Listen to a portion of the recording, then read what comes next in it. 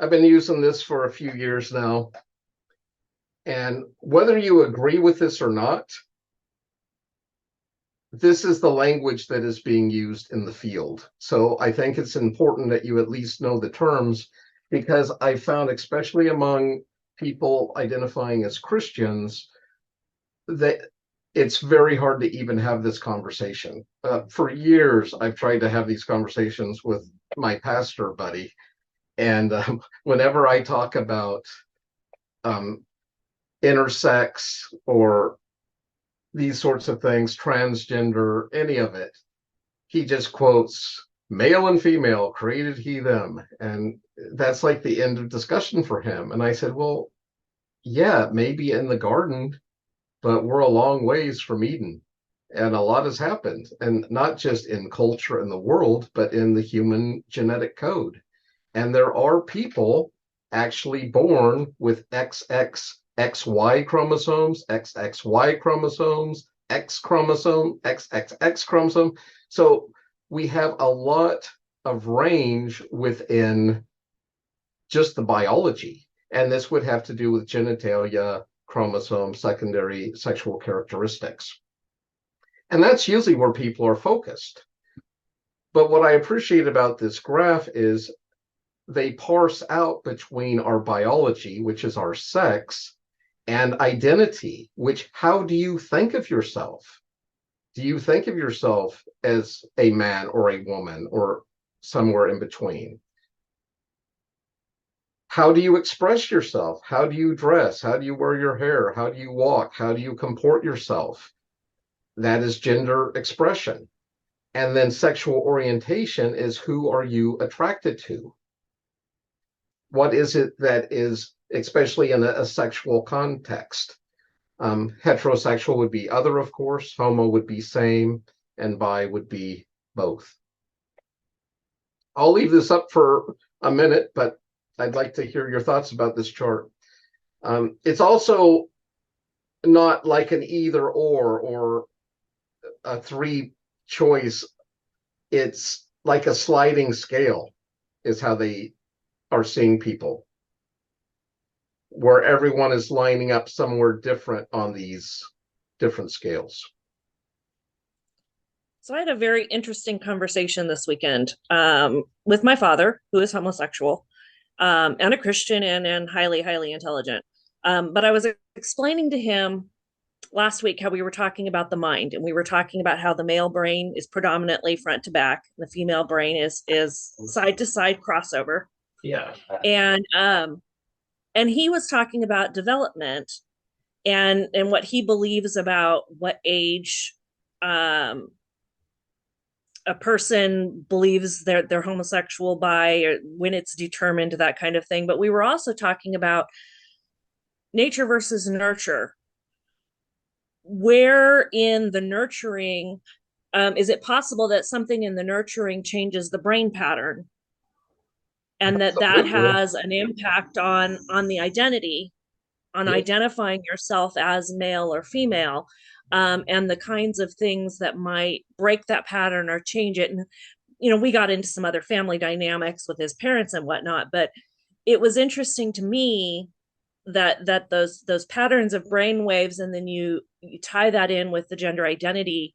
um anyway, there's some obvious examples of what leads. I knew a woman who um was gay, and largely because she had been raped when she was young. And it is very strongly related to the situation in her life and how she viewed men. Yes. But some of these other situations, my dad believes that he knew he was gay by the time he was 6. So very much tied into the neurological input at a young age. Mhm. Yeah. And that, I appreciate what your dad said. The tricky thing about memory, though, is memory is always in the context of the present. And what I mean by that is, we're not actually remembering how things were, we're remembering how things were from where we are now. And so as he's identifying as homosexual now, he can probably see each step along the way. But if he had a different identity, those would not be significant markers. They would be steps to something else. Does that make sense? When I first heard that, I was like, what are you talking about? My memories are what happened. And then the more I thought about it, I was like, oh, Fred, no, they're not. Your memories are seen through the filter of where you are today. And if you're in a happy place, you can see all the past stepping stones, even if they were trauma or rough things, how they made you a better, stronger person and brought you to where you are. But if you're face down in the gutter, you could be pointing out all those same steps that brought you to where you are. We're looking at the past through the present. And that's quite sobering to think about, how it affects even our remembrances, what we remember. And think about your own families and the memories people have in your own families and what some people are so locked into and can't let go.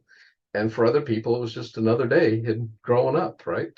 And for someone else, it was literally a fork in the road that changed their trajectory. And so interesting. Do you all find that chart helpful, or do you see it too counter to your worldview to be of use? I find it helpful just to have the conversation and to at least know we're using the same words, mean the same things as much as possible. I wanted to say, I definitely see that it's helpful. Like you said, in having that conversation and having those words. One of the things I've been, how I look at it is, like in our culture, we're afraid of the unknown. So I think we struggle with having to label everything. So I had a friend who had a son who, the family, they're seeing this little boy and they're assuming, oh yeah, he's going to be gay. They're making these assumptions over him. And I'm just thinking, undefined is okay. Like at that young age, it doesn't have to mean that you're gay because you're not defined. You're not a jock. You're not a cheerleader. You're not a skateboarder. We have to learn how to be okay with the unknown. Let it give him time to develop on his own. But I think as a culture, we're so, if we don't, we have to label it. If we don't know what it is, it evokes a fear in us that we have to say, you got to be something.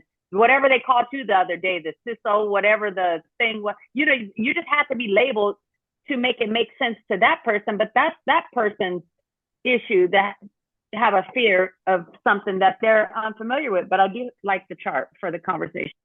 That is one of the 72 genders is asexual, but it's still a label, but it's a label meaning I'm not playing this game. I'm not picking. But we even have a label for that. So it's a heck of a spectrum. If you've never looked through that list, I'd encourage you, just Google up the different genders. You will be stunned. I put the link in there. At the nuances. There's no link here. Just Google. No, I put the link in the chat. Oh, you did. Thank you. Appreciate it, Walter. Did you want to say that was an eye-opening list. Yes. About 65 words on there that I've never seen before. Yeah, I would definitely look into that.